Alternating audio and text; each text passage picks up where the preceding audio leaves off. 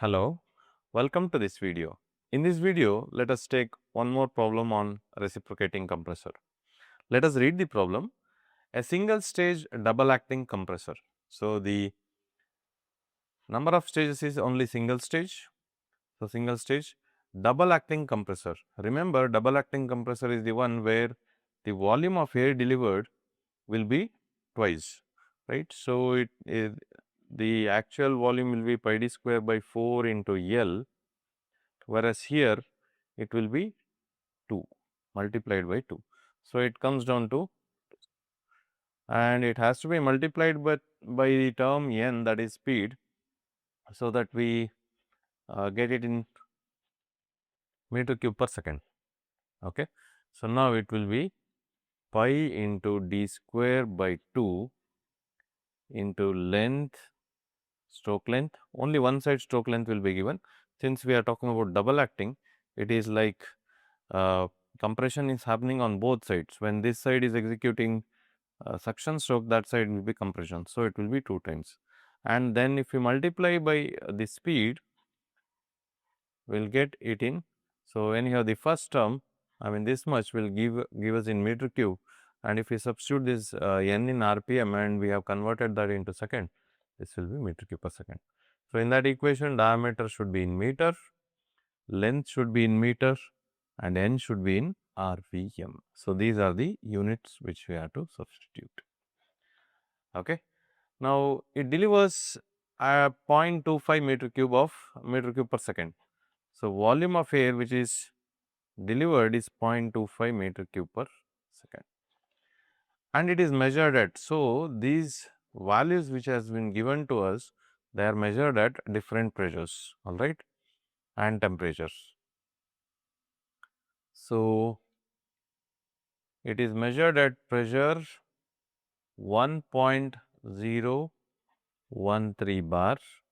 So, let us convert it into Newton per meter square, and temperature is 27 plus 273 will be 300 Kelvin. So, the values which are measured at this pressure and temperatures. So, volume, let us call it as maybe some notation. So, these are all measured at some point which is at this pressure and temperature, volume will be different. Now, the delivery pressure is 7 bar. Now, let us go to the pH chart, I mean pressure versus volume chart. Now, without, there is a clearance volume. So, let me draw it like, so there is a compressor with clearance volume would look like this. So, compression according to PV power n is equal to constant, and then at constant pressure we are going to deliver it. It is brought back to initial state according to PV power n is equal to constant, and then we will do the suction stroke between 4 and 1. So, let us say this is PV diagram. Now, delivery pressure is 7 bars. That means we are talking about P2 is equal to P3 is equal to 7 bar, 7 into 10 power 5 Newton per meter square. At the beginning of compression, air is, so that means we are talking about at the beginning of compression means P1. So, P1 is equal to 0.98 into 10 power 5 Newton per meter square, and temperature is 40 degrees Celsius at the beginning of compression. So, 40 plus 273, that will be 313 Kelvin. Okay. The clearance volume is 4% of swept volume. That means Vc by Vs value is given, that is we called it as clearance ratio C. So, the value of C is equal to 0.04%. Okay. And then the swept volume, that is what we have written, Vc is 4% of swept volume. So, the value of C is 0.04. The stroke to bore ratio, so L by D is given as 1.3. Now, compressor runs at 300 RPM. So, the value of N is given in RPM. Now, we have been asked to calculate volumetric efficiency, then cylinder dimensions. So, obviously, we are interested in L and D, and then indicated power. So, that is power we want, and then the value of N is given, that is compression index, that is 1.3. Okay. Now, first what we can do is that we have been given this volume in other pressure and temperature. Let us convert it to this, I mean at free air delivered. That means we can write this equation P1 volume delivered here will be effective swept volume, that is V1 minus V4. So, this divided by PV by T. So, we are doing this PV by T is equal to constant. So, that means PV by T of this F should be equal to P V1 minus V4, that is the effective swept volume. So, we are trying to get effective swept volume from this. Okay. So, P1 by T1 into V1 minus V4 must be equal to PF VF divided by TF. So, what we are trying to do is that this volume of air delivered is given at different temperatures and pressure.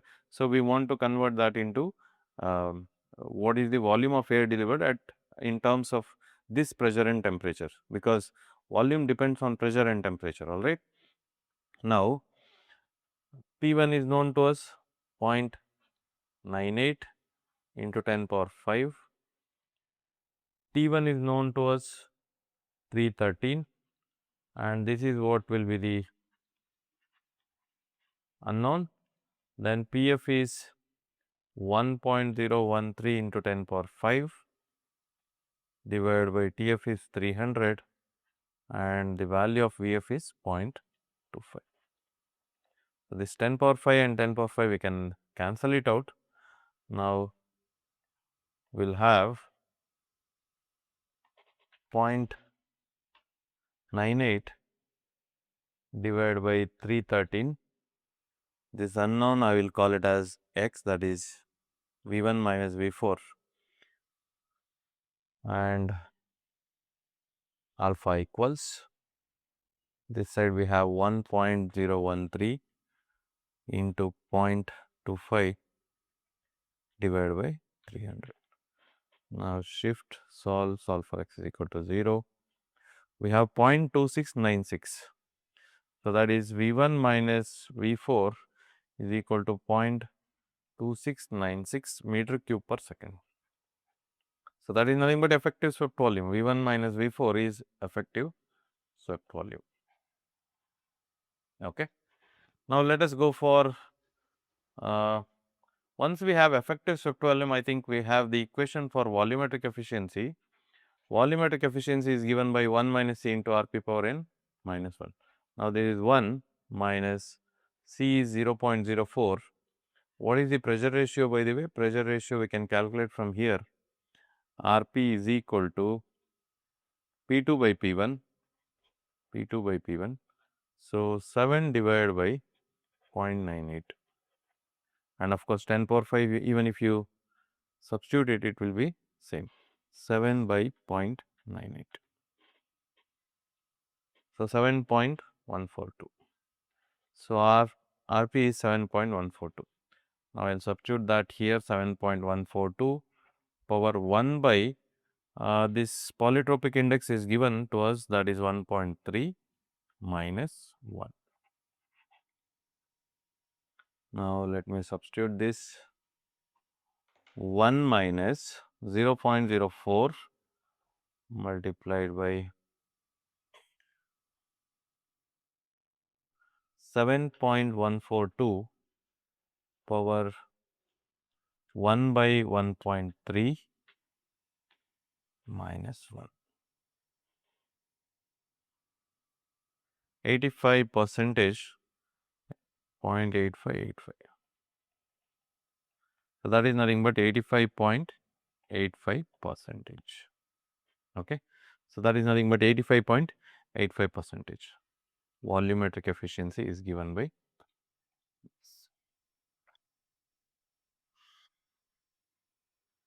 Now, keeping this volumetric efficiency is given by effective swept volume divided by swept volume. Now, I think we have this as 0.8585 and then this must be equal to VES is also known to us 0.2696 divided by the effective I mean this we can find out Vs. So, let me find out Vs. Now, Vs will be equal to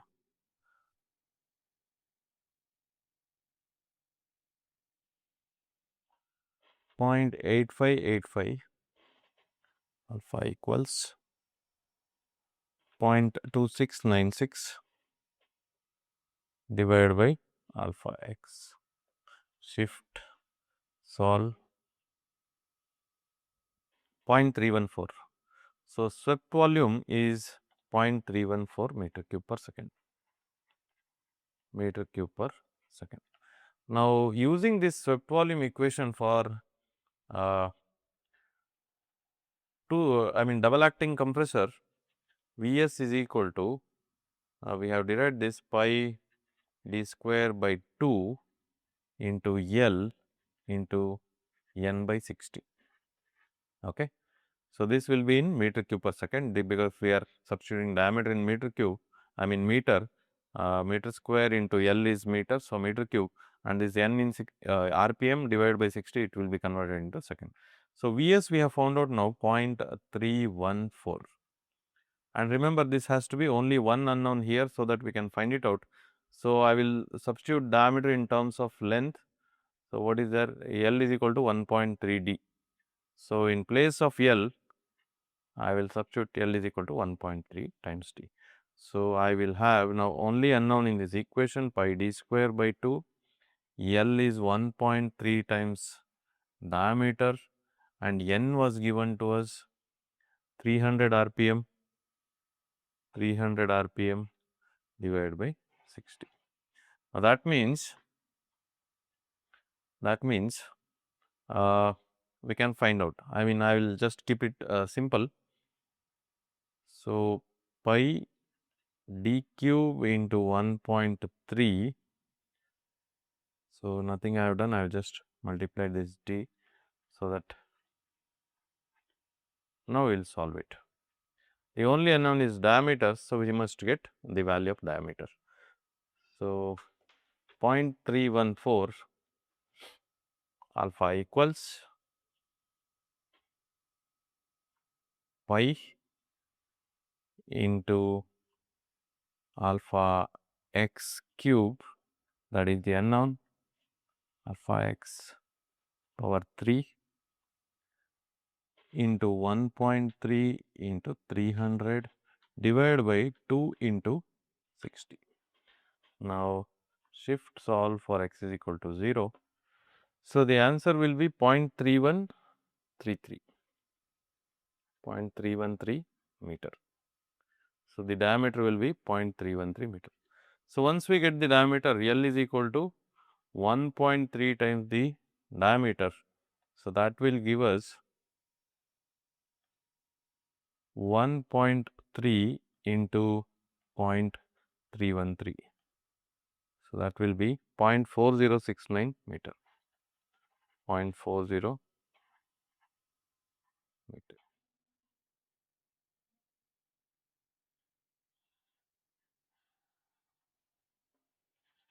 So, we have got diameter and length. Now, let us go for the last part, that is power.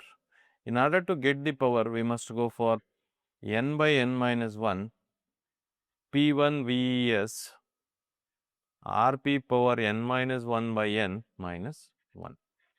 Now, what is the value of n here? N is given as 1.3.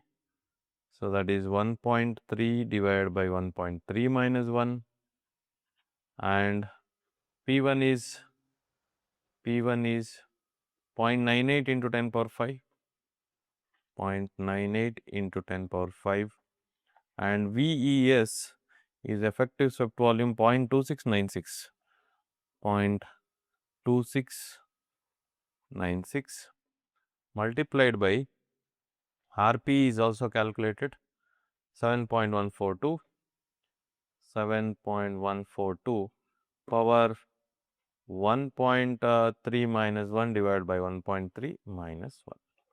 So, that must give us work done or work required here. So, 1.3 divided by 1.3 minus 1 multiplied by 0.98 into 10 power 5,